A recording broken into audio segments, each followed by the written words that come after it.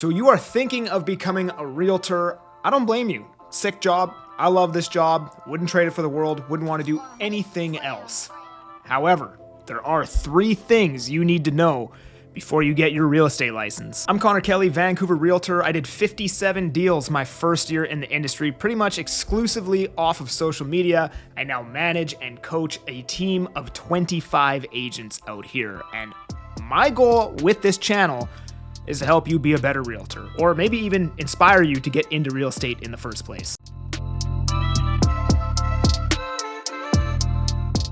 So the first thing you need to do before getting your real estate license is enter a stage of life that I like to call squirrel mode. So squirrels, as you know, like to collect nuts and other food and other things and then stash them away for the winter and conserve their resources. Your first year in real estate is likely going to be like a long, drawn out winter season. And that being the case, you should be working your ass off right now, spending as little money as possible and saving as much as possible. That way you have more resources when you do get your license. I'd also recommend going out and opening up a line of credit for as much money as you can possibly get, because you'll probably end up needing it. So when I first left my plumbing job, I had about $25K in my bank account, and that was roughly 4 months worth of living expenses at that time. 4 or 5 months worth of living expenses for me at that time. And even though I had sold a bunch of homes in my first year, unfortunately, a lot of those homes that I sold were new construction and they weren't going to be complete for a year, year and a half, 2 years, and that being the case, I wouldn't actually receive the money from selling those homes until they closed and they were complete. And I didn't actually get my first check from selling real estate until I was 5 months into the industry, even though I sold my first home a month and a half in. So the result of this was I was about 17 grand into my line of credit with no money in the bank by May 2022, and I got licensed in August 2021. So basically 10 months in, I was 17K in the hole. So my recommendation is you should have at least 8 months of living expenses saved up and the biggest line of credit you can possibly get. Now, not everybody is probably going to have as hard of a time as I had. Even though I did really well, you're probably not going to be selling the bulk of your transactions in new construction homes, meaning you should be getting paid for those transactions a lot sooner. 2 years later, I still haven't even been paid for probably half the homes I sold that first year in real estate.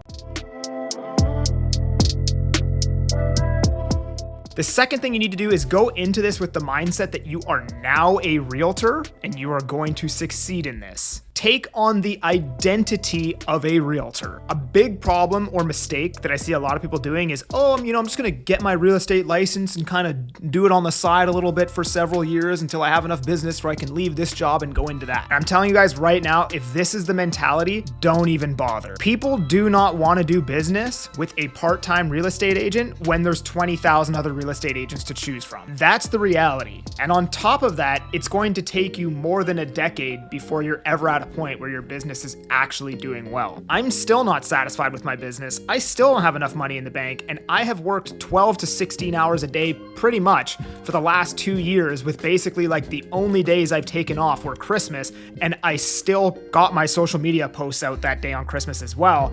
And I'm not where I want to be, right? So if you're going to work 15 hours a week in real estate while I'm working 80, it's going to take, in basically 1 year, it's going to take you like 5 years to get the amount of work experience that I would get in 1 year. So I would just say go into this with the mindset that you're quitting your job, you are now a realtor, burn the boats, no retreat. Humans rarely perform unless it's out of necessity, meaning you are not going to do anything unless you absolutely have to do it. This is why our homework gets done the night before it's due every single time, no matter what. If you can still hold on to that other job, then you don't have to be successful in real estate because you always have this to lean on. But if this is gone, now you have to be successful in this. So I'd strongly recommend that you face your fear, rip off that Band-Aid, and if you're gonna do it full time, because it's a very competitive business and it's not cut out for part-time real estate agents. I have literally sacrificed everything, my entire social life.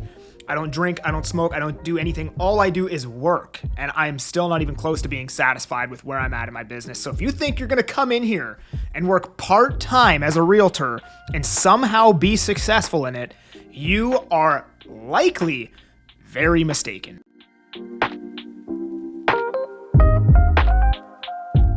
And the last thing you need to do is begin to reach out to brokerages. Now, if you haven't even started your licensing course, this obviously doesn't apply to you, but if you're almost done your licensing course and you're wondering what to do next, start reaching out to brokerages. I would recommend reaching out to several before you make a decision. And my recommendation for picking the best brokerage is pick the one that gives you the best gut feeling, where you feel like you fit in best. For example, EXP or Real or any of these, digital brokerages are amazing, but they weren't amazing for me because I learn by people physically showing me how to do something. And for that to be the case, I needed a physical location to go to, an office.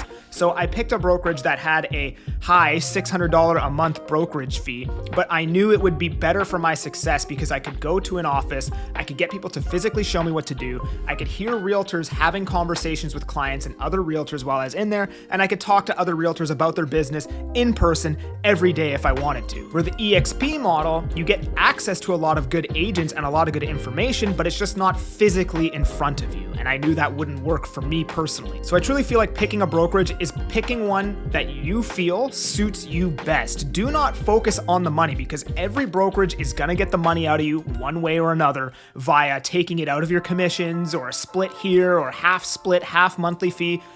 They all get their money out of you regardless, and stop focusing on if the brokerage that you think you're gonna be best at has a $700 a month fee, who cares about $700? That is literally one deal, and you did not become a realtor to do less than one deal. So please don't focus on the money for the first year, the first 2 years, the first 3 years. Focus on becoming the best that you can possibly be and learning as much as possible. Because you could be Kyrie Irving.